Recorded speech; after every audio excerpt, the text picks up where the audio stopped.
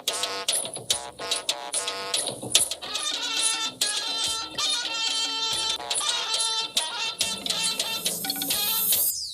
entirely possible to work with both local and international agencies to seek ways of de-risking diaspora investments.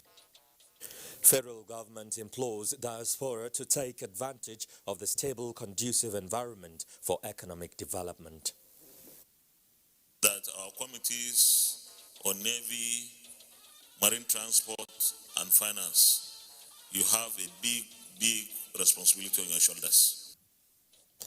Senate investigates security operations at Lagos. We are confident that the strategies adopted, including partnership with key community stakeholders and the creation of new divisions, will go a long way to nip crime in the bud within FCT. Kidnappers napped around federal capital.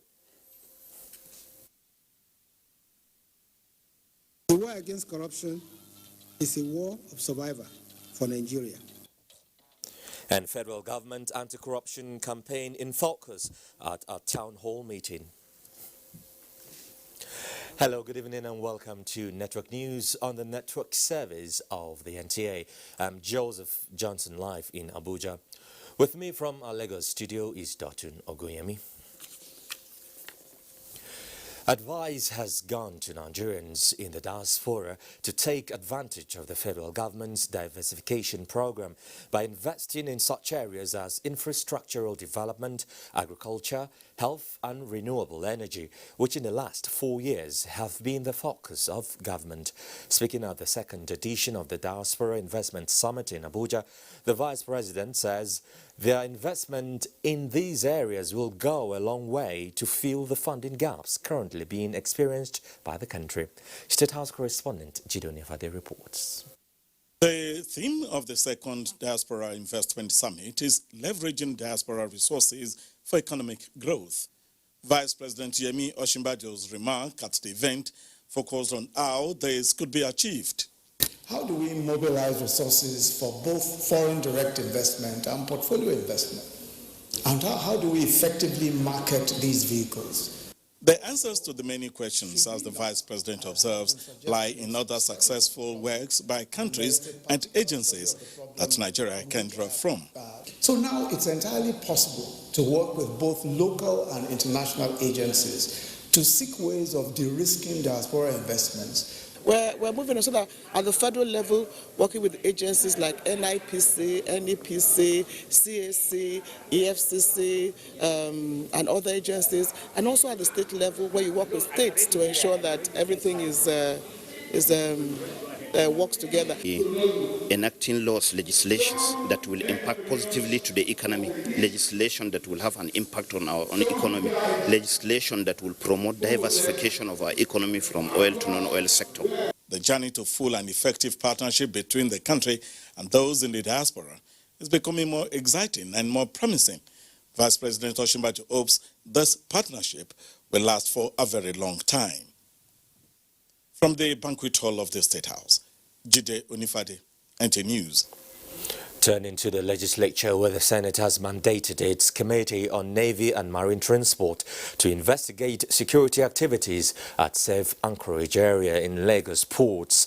National Assembly correspondent Ignatius Nkwo reports that this followed a motion by Senator George Sekibo, which explained that our company is alleged to be carrying out illegal security operations at the port.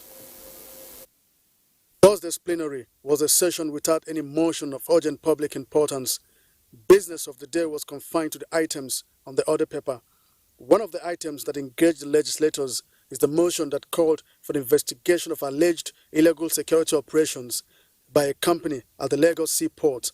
While the MASA, Marine Police and Navy, Nigerian Navy, has the sole responsibility to ensure a safe and secure Nigerian territorial waters.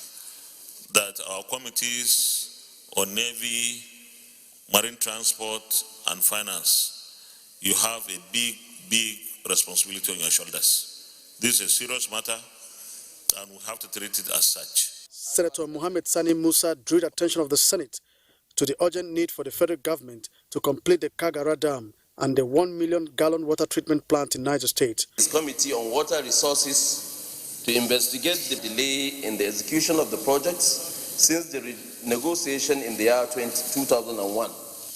Our people in that area are definitely suffering. Senate called on the Nigerian Police Force and Federal Road Safety Corps to carry out investigation into the recent tragic incidents of fuel tanker fire in Onitsha, Anambra State.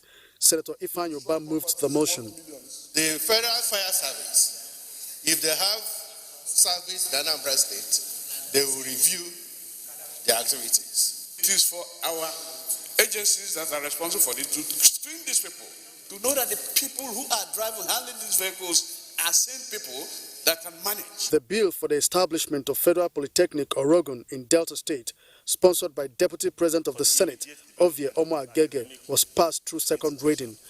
Well, this week the Senate has passed a total of 32 bills through first reading. On Tuesday was 11 bills, Wednesday 10 bills, and then this time around 11 bills. Well, this implies that in days to come, we will be seeing quite a number of debates on bills that will be coming up for second reading. From the National Assembly, Ignatius Nkwo, NTA News. And the House of Representatives has lent its voice to calls to prevent University of Maiduguri from implementing the recent increase on academic and other charges by the institution. The House at Tuesday's plenary said management of the institution ought to be sensitive to the security and economic challenges being faced in the Northeast. National Assembly correspondent Lami Ali reports. The lawmakers gave overwhelming support to the motion from the Chief Whip Mohammed Tahir Manguno, which pointed to the disadvantaged position of people in Borno State in accessing education due to the activities of Boko Haram terrorists. A lot of students, especially from Borno and the Northeast states, will drop out of school. If this decision is light of the day, the situation may force them to become a social menace to the society. The issues of Maiduguri is very, very peculiar and important. And I believe that the school fees should not even be increased at all. The House stressed that rather than increase on charges, incentives should be introduced to further encourage education activities. The recent fire disaster at the Maiduguri GSM market was also brought to the attention of lawmakers by Representative Abdul Qadir Rahis, after which the House urged Ministry of Humanitarian Affairs to assist the victims. It was also serving as a training facility for boarding technicians in the GSM and ICT industry. The unfortunate incident is a major setback. The House, in response to a matter of urgent importance from Abdullahi Abdul Qadir, urged the Federal Ministry of Health to investigate the outbreak of a disease in parts of Bauchi State suspected to be yellow fever, which has so far claimed about 30 lives. House members at Tuesday's plenary also resolved to investigate alleged non-repayment of $7 billion disbursed in 2006 by the CBN to some global asset managers and banks, as moved by Yunus Ahmed, while Victor Koladi's motion on the need to ascertain the degree of implementation of requirements of local content in Nigeria's oil and gas industry was also adopted. At the commencement of plenary, Deputy Speaker Ahmed Idris Wasi brought to the notice of members a presidential communication on the Finance Bill 2019. I trust that the bill will be expeditiously considered by the House of Representatives. Please accept the Honorable Speaker the assurance of my highest considerations. Meanwhile, the House passed for second reading a bill for an act to amend the Nigeria Education Research and Development Council, and another seeking to repeal the Nigerian Tourism Development Corporation. From the National Assembly, Lami Ali, NTA News. The federal government's anti-corruption crusade took center stage at a special town hall meeting by the Federal Ministry of Information and Culture. The platform afforded citizens the opportunity to engage government officials in a no-holds-barred manner. Anthony Forson reports. The fight against corruption is one of the cardinal programs of the President Muhammadu Buhari-led administration. The war having the backing of a strong political will, this special town hall meeting is designed to take a closer look at the crusade so far through an interface with government officials and stakeholders. As usual, the convener, Information and Culture Minister Lai Mohammed, led the way. The war against corruption is a war of survival for Nigeria. This is because the success of the other key programs of the government, such as revamping the economy and tackling security, is closely intertwined with how well the nation is able to fight corruption. For as long as the nation fails to check corruption, tackling insecurity, and the revamping of the economy will remain a mirage. In other words, the fight against corruption is pivotal to the success of the other cardinal programs of the administration. Representative of the Attorney General and Minister of Justice followed, explaining the rationale behind Executive Order 6. We feel if we allow people to still have access to these funds, through which they can make a mess of the whole system, corrupt the judges, corrupt the investigators, then we are joking. Representatives of the Inspector General of Police and that of the Chairman, Presidential Advisory Committee Against Corruption were in unison that the anti-corruption crusade is on course. However, it will require the support of all Nigerians to succeed. If you don't do it, you are not helping us. We are in our offices in Abuja. We can't be everywhere in the country at the same time. So it behoves on the public to assist us, check our men who are deployed on duty. To actually succeed in the fight against corruption, you must wholeheartedly and sincerely carry the bar and bench along. They must key very much into the fight against corruption. There shouldn't be any two ways about it. Especially lawyers must key into the fight against corruption. That you are either in it or you are not. There shouldn't be in between. For Ibrahim Magu, a complete crackdown on corrupt Nigerians is the solution. Else, perpetrators will fight back viciously. This monster can be tamed. All that is needed is a combination of courage, guard, integrity, and determination. All of us must be determined. Chairman, Independent Corrupt Practices and Other Related Offences Commission, ICPC, and his Code of Conduct Bureau counterpart said the present administration has no hiding place for corrupt individuals, hence the need for Nigerians to live within their means. People beg to get admission, they beg to pass, they beg to graduate, they beg to get a job, and then they beg to get promoted. People just believe that they can get things done when they beg their way through, and they spiritualize begging. But it doesn't work, and it's clearly not working. It's gotten us into the trouble that we're in. To all of us, in relation to change of attitude and build a new society that will bequeath to our children a corrupt-free Nigeria, a Nigeria where integrity, honesty, and hard work is recognized and rewarded. Only then can the pledge we made to Nigeria be meaningful, as we always recite. Even though the platform was for serious engagement, the question and answer session turned out a moment for contributions and advice on how government can win the battle. In Abuja, Anthony Forson, NTA News. To some judicial matters now, the Federal High Court sitting in Abuja has invited the Deputy Comptroller General of the Nigeria Correctional Service in charge of medical services to come and ascertain the health condition of the former chairman of the Pension Reforms Task Team, Abdulrasheed Maina. The presiding judge, Justice Okonoban, gave the order upon the appearance of Maina in court in a wheelchair, of course. Olabode Arewa has details. Abdulrasheed Maina's trial was scheduled to resume on Monday this week. His absence due to ill health caused the proceedings to be postponed. He ever appeared for his trial this Thursday in a wheelchair.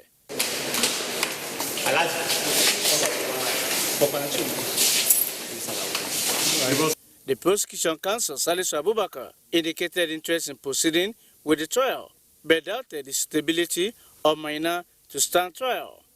Justice Okunabang thereafter ordered that the Deputy Comptroller General of the Nigeria Correctional Service should appear in court to give a medical report on Maina's condition. Abdulrasheed Maina is facing a 12-count charge of alleged fraud and money laundering. Meanwhile, Justice Folashade Giwa Gumbanjo has ordered that the Independent National Electoral Commission should restore the name of Natasha Akpoti and her party, the Social Democratic Party, on the ballot paper during the November 16 governorship election in Kogi State. The court held that INEC's decision to exclude Natasha Akpoti was contrary to the 1999 Constitution, which vested such powers in the courts. In Abuja, Olabodarawa, NTA News. Meanwhile, appeal court sitting in Kaduna has dismissed the case filed by the governorship candidate of People's Democratic Party, PDP, in Kaduna, challenging the judgment of the election tribunal, which affirmed Malam Nasiru Ahmad El-Rufai as the duly elected governor of the state. Abdullahi Muhammad has more. It took the five-man panel of justices a couple of days to peruse the documents containing evidences brought before it to pass its judgment. Reading a unanimous stand on the matter, Justice Hakim Abiru laid bare the substantial loopholes that the panel of justices found in the evidences provided in court by the appellant. It's therefore held that the appellant's case lacks merit and has no option than to uphold the judgment of the election tribunal, which affirmed the election of Malam Nasir Ahmed El-Rufai while dismissing the PDP governorship candidate's appeal. Even within this short period, the Court of Appeal did justice to all the points raised. All the allegations that the appellants made against the decision of the lower tribunal, the Court of Appeal discountenanced this. We have heard, we have a few grounds here and there over the judgments just delivered. We intend to go back, sit down, drawing board, take a critical look at it, have a review, and take it up from there. The appeal court sitting in Kaduna has also sacked Engineer Suleiman Aliu, who is representing Lere Federal Constituency, citing the fact that he has not fully participated in the election and declaring the PDP candidate Muhammad Rabiul Lawal as the winner of that election. In Kaduna, Abdullah Muhammad, NT News. The All Progressives Congress says the commitment of stakeholders, particularly those in Bayelsa State, shows the conscious efforts being made to achieve victory in the November 16 governorship poll.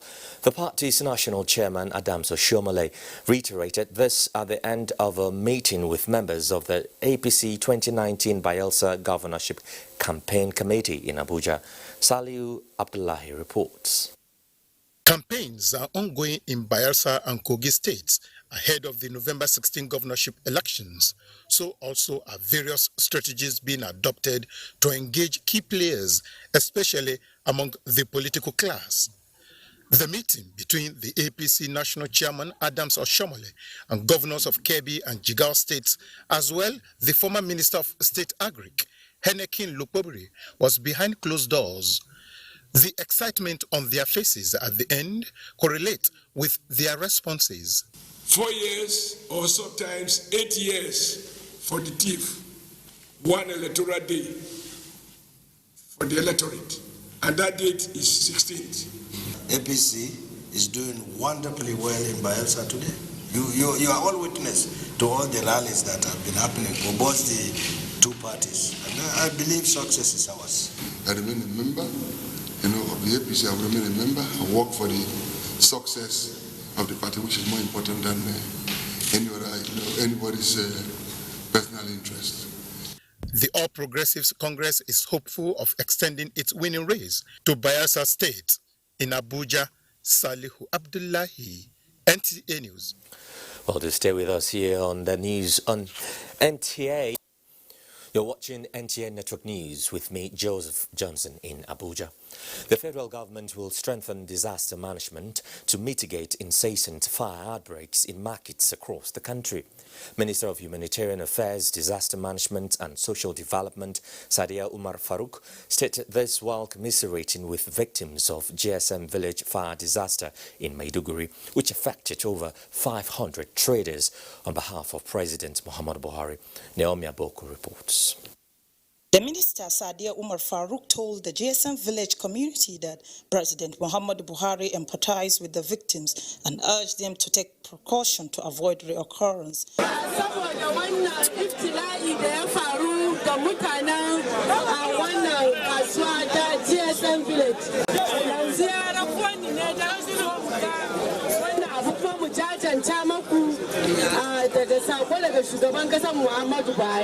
She described the GSM village as an important part of the economy where hundreds of thousands of youth are engaged in ventures for economic development of the state as well as the nation. Borno State Governor Babagana Umaru Zulum, who earlier paid sympathy visit to the GSM village, said modalities are being put in place for their relocation to government-approved and constructed market suitable for their transactions. In Maiduguri, Naomi Aboku, NTN News. And the federal government has again advised members of the public to be vigilant and guard against any action which may lead to fire outbreak, especially in the Harmattan season. Controller General of the Federal Fire Service, Liman Ibrahim, said this during an interactive meeting with the Governor of Borno State, Babagana Zulum, on the takeoff of the fire training school in Maiduguri, Borno State. Doindia has more. Tanker explosions in Onitsha, Anambra State, GSM Market, Maiduguri, Santana Market, Benin City, Edo State, and a recent Balogun Market Inferno in Lagos, all within the space of 1 month. Lives lost, investment worth billions of naira destroyed, leaving the affected victims with pain and agony. A development which safety experts say were unforeseen but avoidable. In the light of these developments, the federal government is creating more awareness on the effects of global warming and efforts towards boosting emergency response in the case of fire disaster. One of such efforts is the approval of 4 additional training schools at zonal level. And from Abuja, we will now bring training props. That is the basic requirement for facility for training. We will bring it so that we will start the training from January. Government of Borno State will support the advocacy programs, and that will now curtail the peers that you have just mentioned. So far, 161 firefighting trucks have already been delivered, some of them distributed across the 6 geopolitical zones to complement the efforts of the state fire services. The Fire Institute will in turn train firemen with basic and advanced techniques in fire disaster management and humanitarian services. Doing Dia NT News. The growth in Nigeria's economy has been attributed to the unconventional policies of the Central Bank of Nigeria, which have also led to the protection of the local industries. The governor of the Apex Bank, Godwin Emefiele, disclosed this at the first convocation lecture of Edo University, Iyamo, with the theme, The Role of Monetary Policy Towards Economic Growth in Nigeria.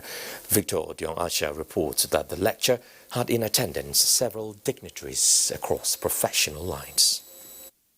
Mr. Emefiele, while giving reasons for the various government monetary policies, said all the policies formulated by the government must be respected in order to encourage local industries. He disclosed that the Central Bank of Nigeria has in recent time made monetary policies responsible for the growth and development of the Nigeria economy, adding that some of the policies include the Anchor Borrowers Program, which has led to local production of food, such as rice, and subsequent closure of all the land borders. He disclosed that the policies have led to increase in the nation's gross domestic product, increase in the foreign reserve, decline in inflation rate from 18.7% to 11.24% in September, while local contents are being patronized. The Vice Chancellor of the university, Professor Emmanuel Aluyo, said the school operates uninterrupted academic calendar and advocated a viable monetary policy for a strong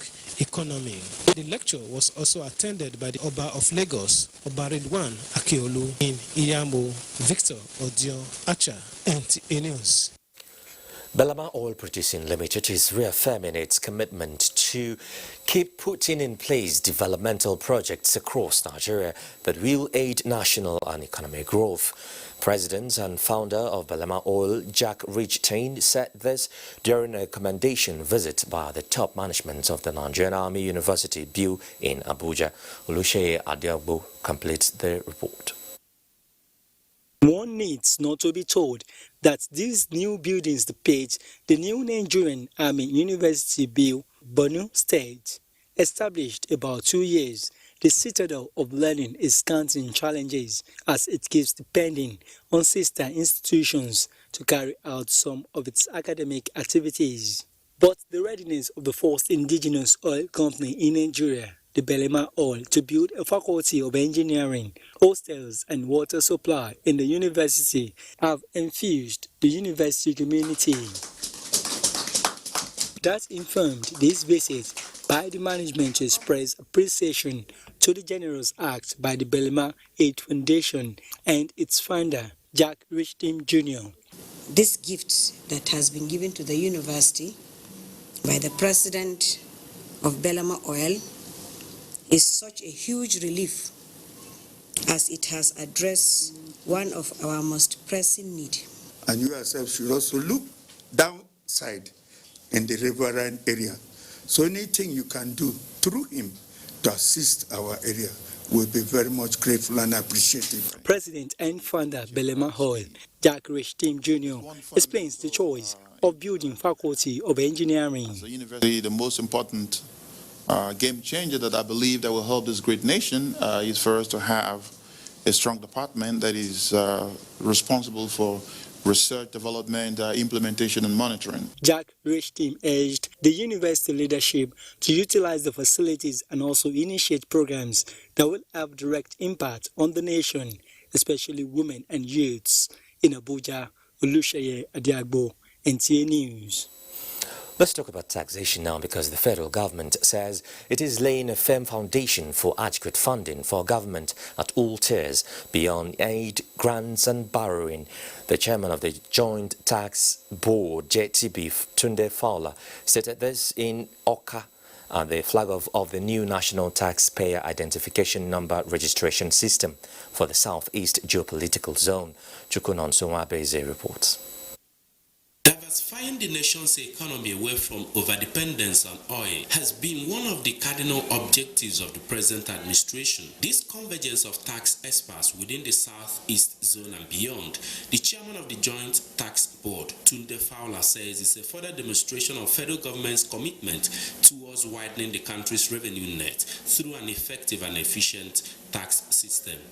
Over the last 4 years, the economic policies of the current administration has focused on establishing a stable foundation for further social and economic growth and development. The new chain registration system and its consolidated taxpayer database of individuals and corporate taxpayers have been designed to form the foundation upon which the nation's automated tax administration system is built.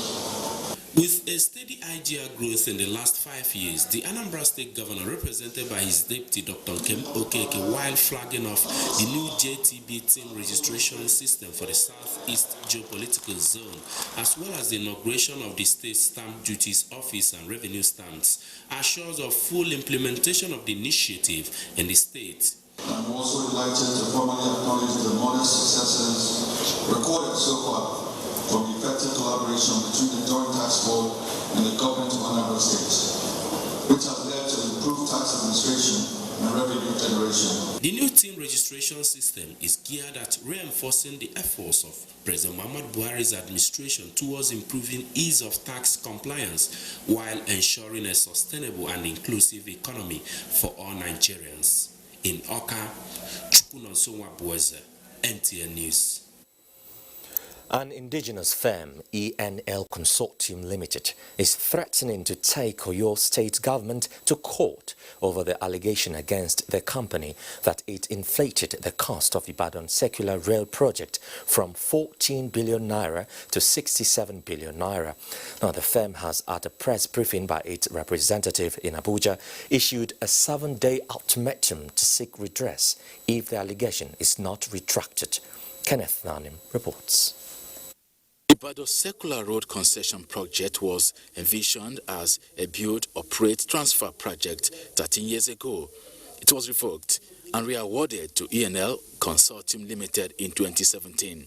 Now, chairman of the firm, Prince Clement Hastrop, is alleging that a press release by the Oyo State Governor Seyi Makinde accuses his firm of jacking the contract sum from 14 billion naira to 67 billion naira, with 11 billion naira earmarked for bush clearing alone, and also claims that 4 billion naira has also been expended to construct only 4 culverts.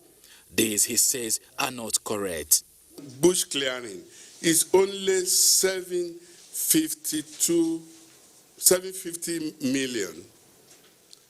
Then the 11 billion Governor Seyi is referring to covers 10 other items.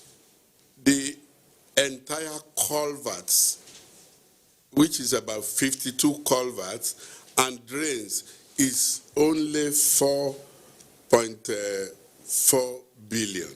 The former Osun State Deputy Governor also explains that Governor Makinde's allegations are dragging his name and that of the company to the mud, and demanded a retract. I demand a rebuttal and open apology within 7 days from his government.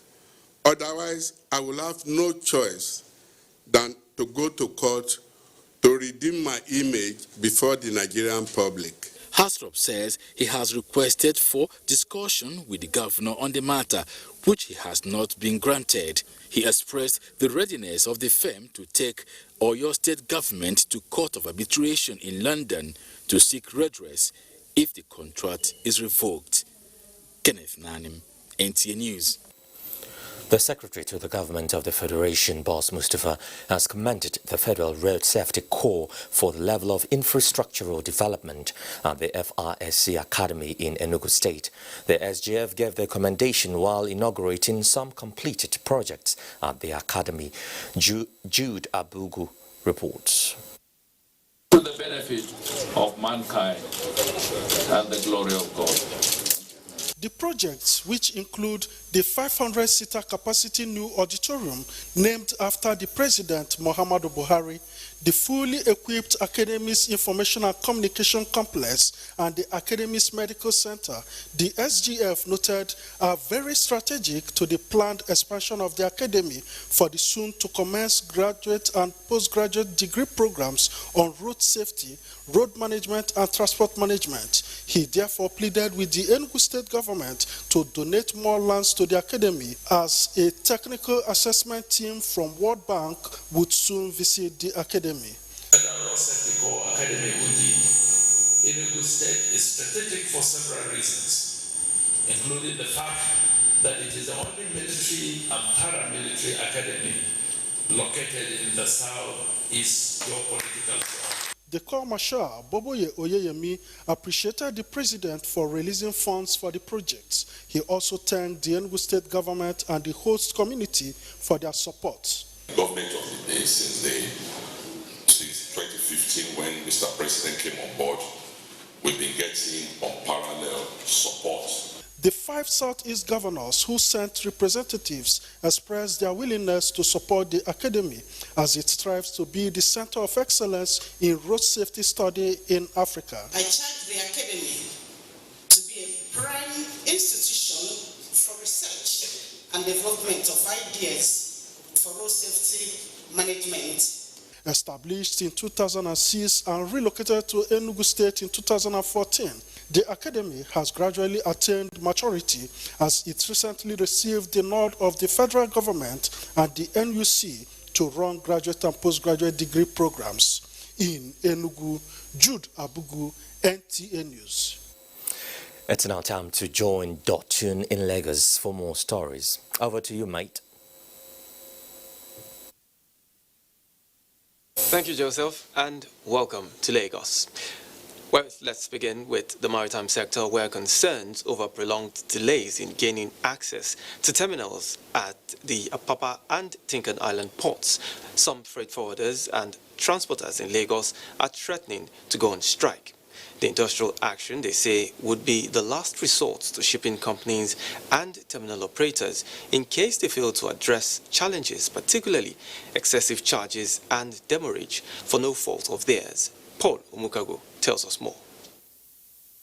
These are empty containers at Tinkan Island Port.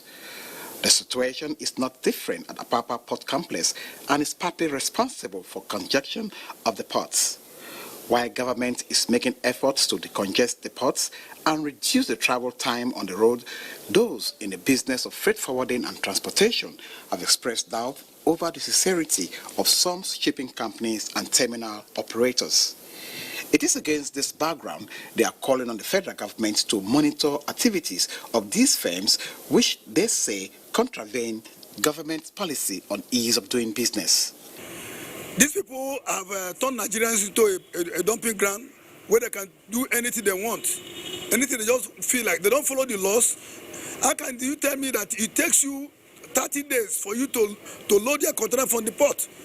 It's not done anywhere in the world. We are now saying, in as much as you cannot receive these trucks, these containers from us, you're going to pay those transporters demurrage instead of them paying you demurrage. Because the normal act they are doing now is that because they cannot receive those trucks from the containers, those containers from the truck, they even charge us demurrage for their inefficiency. Apart from addressing the issue of delays, weeks after taking possession of Terminal Delivery Order (TDO), freight forwarders also want a stop to progressive demurrage charges by shipping companies. In Lagos, Paul Umukago, NTA News. And to other means of transportation, let's focus on the roads, where the Federal Road Safety Corps, Lagos State Command, has kicked off its third phase of Operation Show Your Driver's License as part of efforts to enforce collection of abandoned licenses. The State Commander, Ajino Sumeje, said the exercise is focusing more on motorcycle and tricycle operators to tackle security challenges and other related crimes in the state. Diana Ajale reports. There is more to this clampdown exercise than identification. In fact, it is a security means to check crime and criminalities, effectively regulating the activities of motorists as well as motorcycle and tricycle operators in Lagos has been a major concern for regulatory bodies. Also, lack of adherence to traffic rules and regulations by motorists has caused avoidable accidents and deaths on major roads in the metropolis. To check these irregularities, Sector Commander, Federal Road Safety Corps, Hygienist Omeje said the special patrol will focus attention on motorists driving without a license, which allows for miscreants to use motorcycles and tricycles for criminal activities. We noticed that some vehicles in Lagos today, they don't have number plates. Tricycles, no number plate. Motorcycles, no number plates. No form of identification. The man commits a crime with this. He goes free. Nobody can trace him. He commits a traffic offense. Nobody can trace him. No forwarding address, no clearing address. So we said, no, this must also stop. Some road users agreed that the exercise will restore sanity to Lagos roads. They are our partner on this road, and we work together. Anyone that doesn't have plate number will face the penalty. The exercise will last 2 weeks. In Lagos, Diana Ajale, NTA News. And that's our contribution from Lagos. Network News continues after this timeout. Please stay. Thanks for staying with the NTA. We are back in Abuja. To remain relevant and compete favorably in the world of marketing and advertising, marketers of the Directorate of Marketing, NTA, say maximal utilization of the new media is critical to bridging the gaps in marketing for optimal business growth. This was the view of participants at the Marketing Directorate's 2019 National Conference in Abuja. Elizabeth Omori reports that Dr. Bala Muhammad of the Bayero University, Kano, presented a paper titled New Media, Old Economies and the Challenges of Marketing. Marketing, an art of promoting businesses, services or products as a tool of persuasion, must be sustained for socio-economic growth. With the advent of the new media, advertisers say the marketing world has become very competitive for businesses to thrive. For these reasons, marketers of the NTA at the Directorate's 2019 National Conference harped on the need for the department to identify more opportunities in businesses and map out strategies on how to improve revenue generation for the organization, using the social media as one of the platforms. The whole atmosphere is dynamic. Developments in the industry happen at breakneck speed, requiring therefore that we strive to remain relevant. Close to about 40% of the budget of advertising today goes to the social media, and NTA cannot do without it. We must have to also advance to the level that when you make your placement on the NTA, you have an added advantage of also being in the social media. A survey by the Broadcast Media Africa reveals that in the next 10 years, less than 20% of TV lovers would watch broadcast contents from the traditional boxes. Hence the need for the marketers to cash in to increase viewership. We must be very creative. We must take advantage of all our content. The space has opened up. There are a lot of players now in the industry, so we need to rise to the occasion in terms of meeting current demands. As they deliberate on issues ranging from competition, branding, social media and advertising, the marketers, however, recommended aggressive marketing and full utilization of the new media. In Abuja, Elizabeth Omori, NTA News. Let's bring you some more reports now with Dibabari in Port Harcourt. Living Joseph, and welcome to Port Harcourt. Rivers State Governor Nyesom Wike has charged the new interim management of the Niger Delta Development Commission to carry out a scrupulous audit of the activities of the commission to check corruption in the system. The governor spoke when he played host to the new interim management led by the acting managing director and chief executive Dr. Joy Nuye at Government House, Port Harcourt. Ogedinekwe completes the report.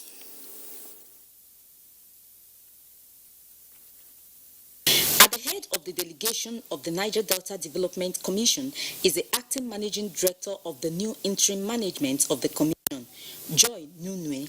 They were in Government House to seek the collaboration of the Rivers State government in developing the state and the region. The new acting managing director said the commission is determined to work with all the governors of the region to fast-track development of the states of the region and ensure accountability in the activities of the commission. The President of the Federal Republic of Nigeria said that he would act in accordance with the Act. He would ensure that the forensic audit, which we are supposed to be supervising, is carried out.